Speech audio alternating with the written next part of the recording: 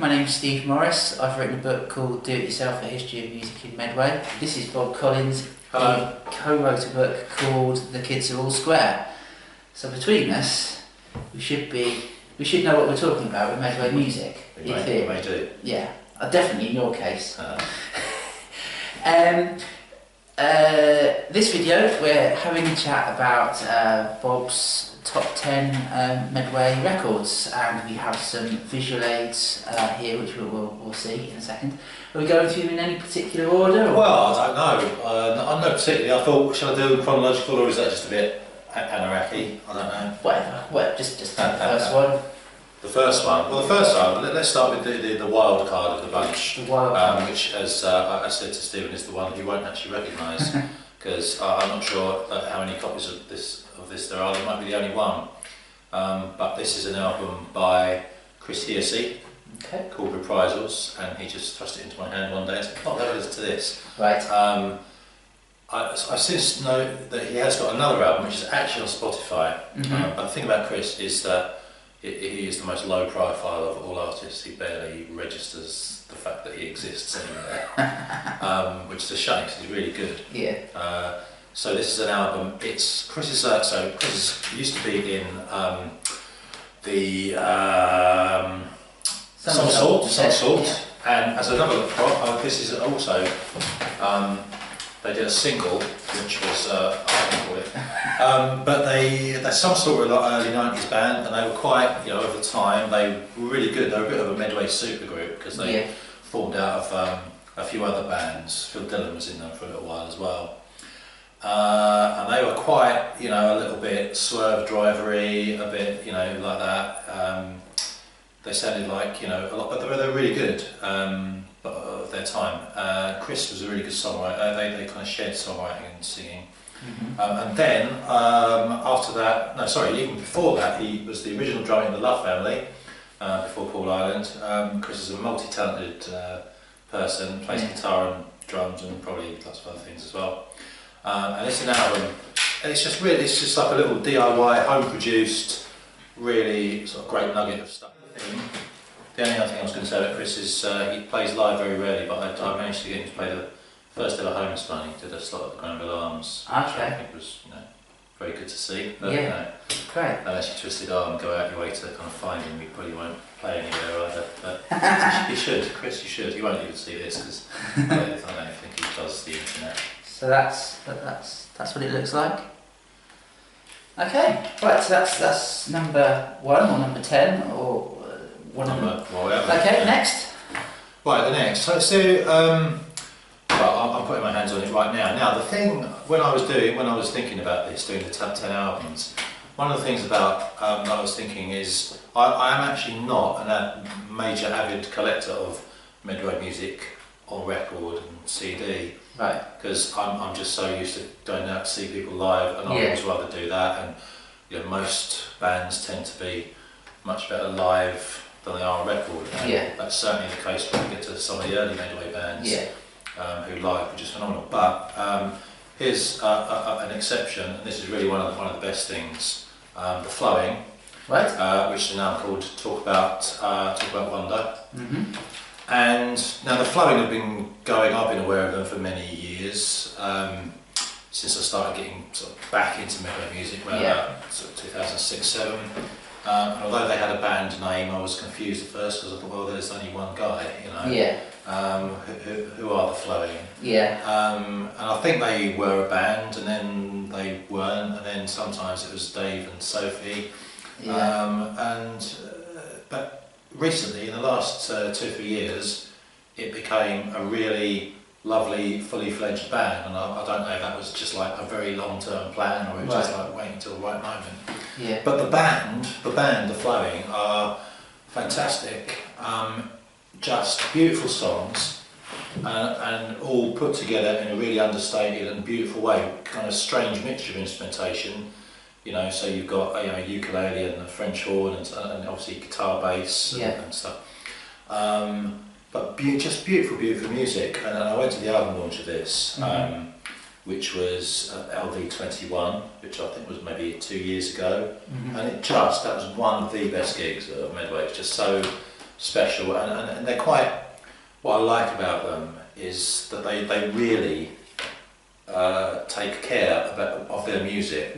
They're not one of these bands, of whom there are many, who just who are maybe a good band, but they turn up and go, oh, here we go then, probably a bit of shit, but because you think, just take pride in it, and they do, and very, and rightly so. So, and this one is one that I did play. I bought this at the album launch. It went in the car and was on repeat for a long time. Very great album. Good. Flying. Excellent. I can never see things right. When blood was pouring from me upon that churchyard door, and there can only be one cure, and it's called heaven, babe, but I am not quite sure. Next one. So again, this Punching Swans, this was in the car a little while. To be fair, not quite as long as the Flowing. And I thought, there's a great, and this is Punching Swans are probably a band that I would categorise as, nothing they do can compare with what they do live, which is just fantastic to watch. And Greg in particular is such a wonderful frontman. His guitar playing, he's doing all sorts of stuff. I don't know what he's doing, and it's not often I say that. But they're one of a whole bunch of bands. I mean, I could have this. I happen to own this, so I don't own a lot of stuff. So they're one of a number of bands like Bear vs. Nero as well, and Frau Pouch, who I love going to see and love watching. And that whole scene is really a really good scene. But this is just an album that I thought it has to represent that ilk. Okay. Yeah. That's Punching Swans and Mollusk. Yes. There we go.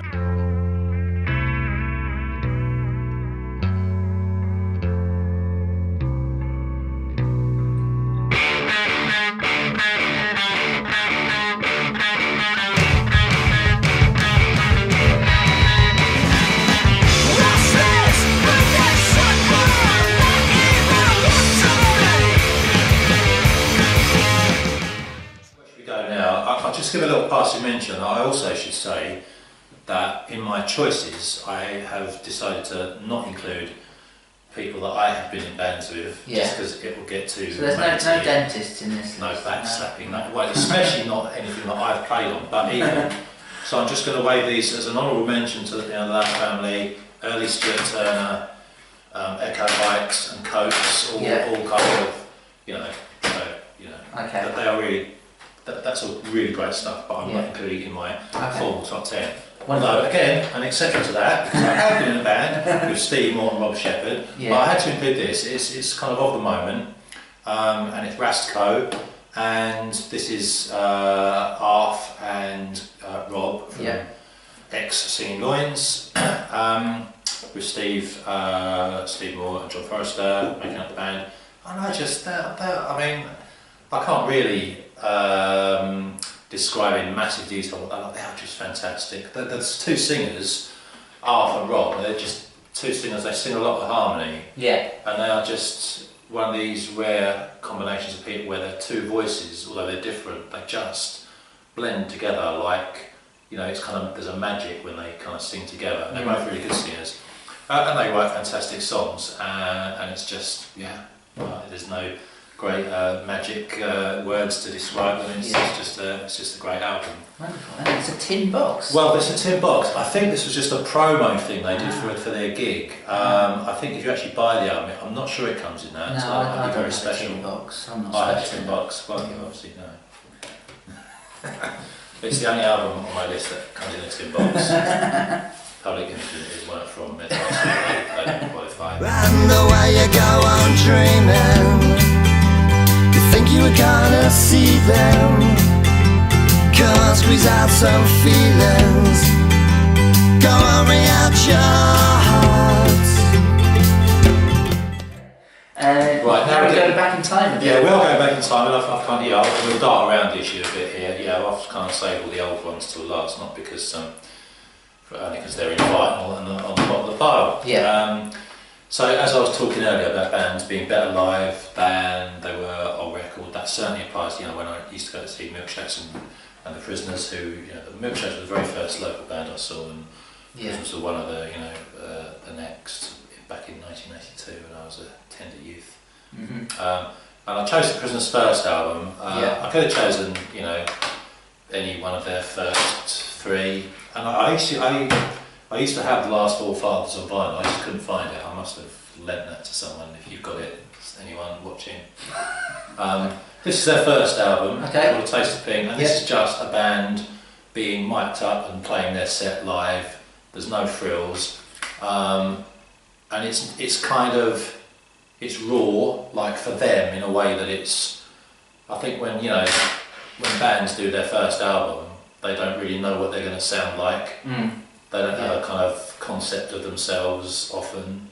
So you just you write songs, you play them, you record them, and then you think, oh, that's what we sound like. And then I suppose after that, then you start to have a sense of self, and you think, right, now what should we do with our sound and all that. So I think this is kind of raw, and it's. I think the other thing about the Prisoners and the Milkshakes is that they obviously got tagged at the time and still get tagged with just being revivalist or retro.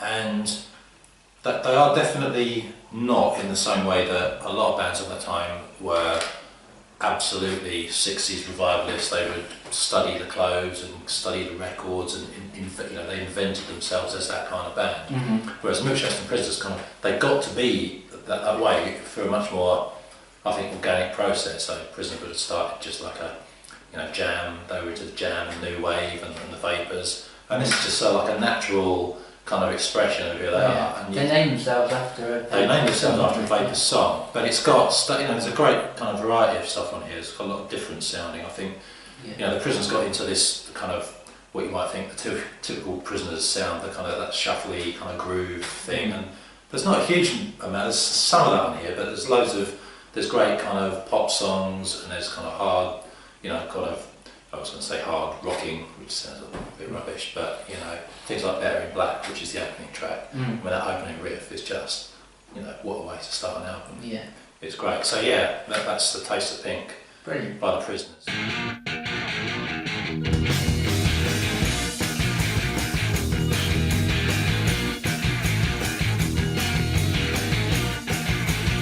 We don't get too late at night, 'cause don't say too much about it.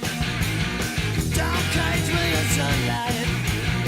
Well, don't look at my face now, 'cause things are better in black. They're not taking me back. Well, to reality's plain now. We're all beings the same now. And as I was, because I'm on the same theme, I also decided to choose the Milkshakes' first album. This is from 1981. Recorded at the same place. That is from 1981. Recorded at Oakwood Studios, and again,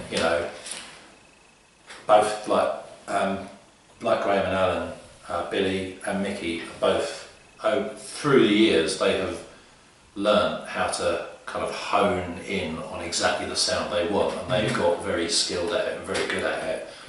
So some of their later records, like the kind of Grand Band Four Fathers album, that sounds phenomenal, and the Masonics, their new album, again sounds phenomenal.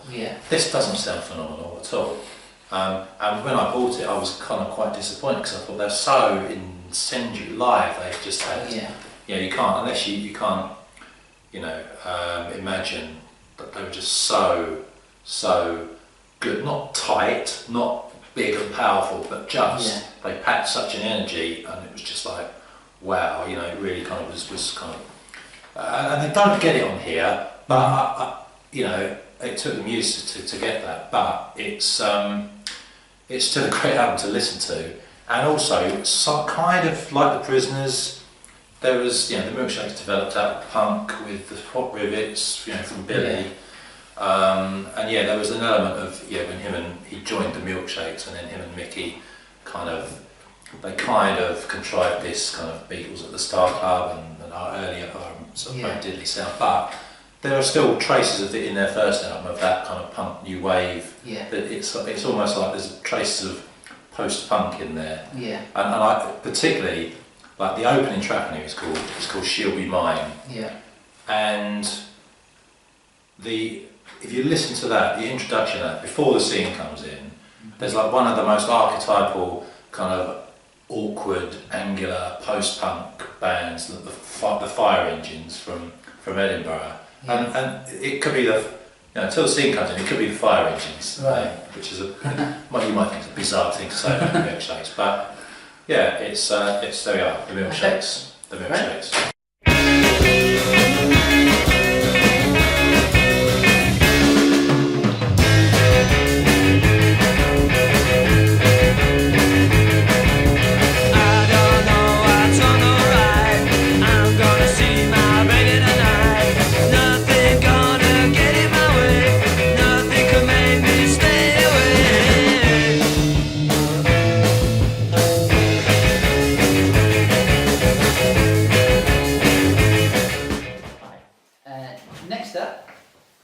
Next choice is the Dagger Man, introducing the Dagger Man. No, this isn't introducing, that was their EP. This is Dagger in My Mind.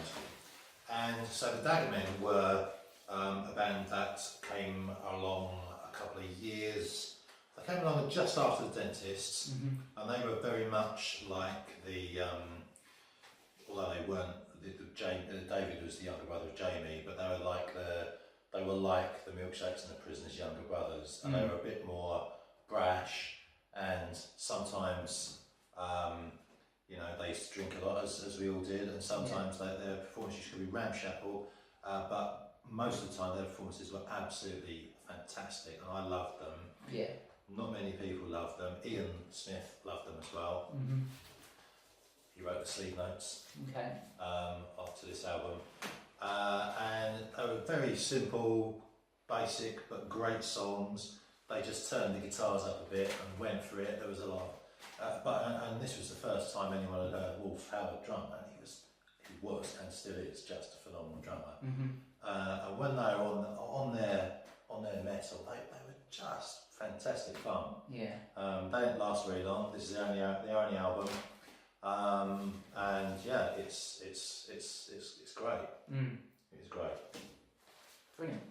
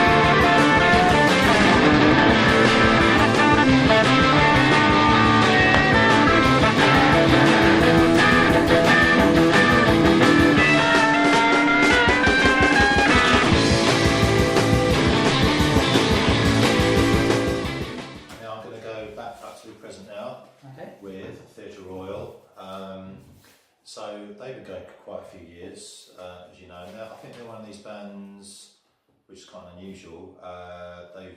When they started out, they were pretty good, but they kind of slowly just kind of got better and better. They kind of learned their craft. And this was their third album. I chose this because this was, I think, you can be a really good band who write really good songs, and then you can cobble some of those songs together and call it an album. Yeah. But I think this is the first one that it really sounds like an album, and as in,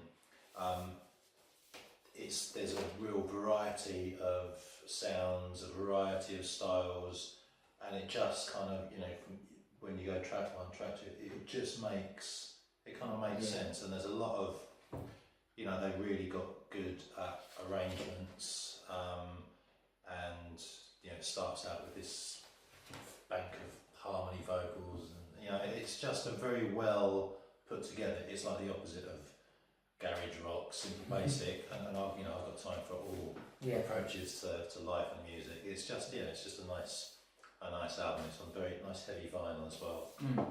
So there we go, Theatre Royal. French Riviera, 1988. I've never been there, but I think of it every day.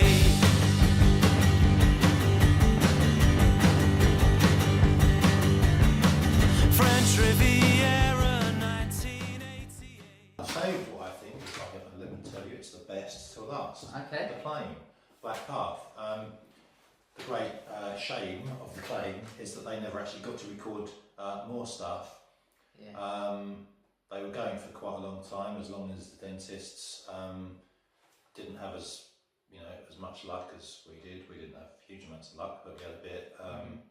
We got to kind of make a few more records than they did. They made 2 albums when they were together. The first is kind of, let's call it, a formative album. There was some good stuff on there, but it was kind of quite raw. And then they recorded an album called Boogie Teller, which was like, again, the Claim, they got better and better as they went on. Boogie Teller was a great album. It only had 10 songs, but they were together for another 5 years after that. There's quite a few EPs and things like that. There were singles. There were 7 singles that look like this, which are fine works. But they never made another album. There would have been an absolutely classic, brilliant Claim album to be made around about 1992 with all that stuff on it. But they never did it. Various reasons, I guess. So we waited a long time for this. Black Path, which is their compilation CD. This is like all you'll ever need. And this came out 2009, 10, something like that. Just before they did the reunion gig with the dentist, the double thing at Dingwalls.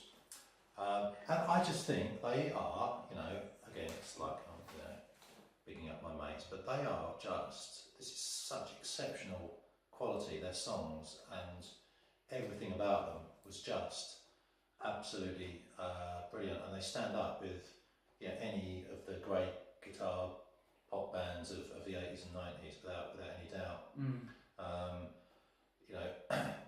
Dave's a great singer. Dave Reed got on nice distinctive voices. Again, the singing got better and better as they went on. They don't sound like anyone else. Which is one of the best things you can say about any band. 2 really great guitar players, Dave Reed himself and Dave Arnold. Both very distinctive guitarists, both very different guitarists, and it just works in a way, and just exceptional songwriting. There's just nothing below par about the Claim at all. So that's my pride of place. Go anywhere and do anything that you want to. Don't put me down, don't slap me down on my knees. And I said that was number 1. I was going to leave the best to last, but of course I've forgotten one, so I haven't got it in physical form. Oh yes, of course. That one, so it will magically appear somewhere on the screen. I might get it in physical form if someone donates it to I've me. got it. Have you? Yeah. I don't It's hidden in a expect box you a somewhere. copy. That album is Fuzzo by Brigadier Ambrose. And it was, I was just, luckily I reminded when I was saying the Claim don't sound like any other band. Brigadier Ambrose do not sound like any other band, for sure. And again, they're also an exception to the rule about being better live, not because they were terrible live, but because I simply never saw them live. They didn't play very often, and I just kept missing them while they were together, and they were no more. So the first time I saw them properly in like full band, guys, was when they reformed a couple of years ago, and they did Homespun with, they supported Graham Day and the Forefathers. And what a unique kind of talent. Dave Goggin, the way he sings, the way he delivers it, and the lyrics he writes are just, they're wonderful. He's just a unique artist. Yeah, In a good way. I've made my life. Yeah. I mean, you know, yeah. It's yeah. I mean, so that is. It's like so. Yeah, it's mundane and English. You know, to such a degree. You know, it makes Ray Davies sound like Bruce Springsteen.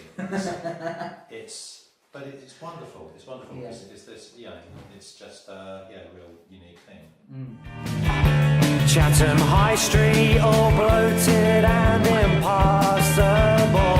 You fight with your eyes against bird, sick and dog dribble. You fight for the right to move through the pushchairs and the tattoos and the glares.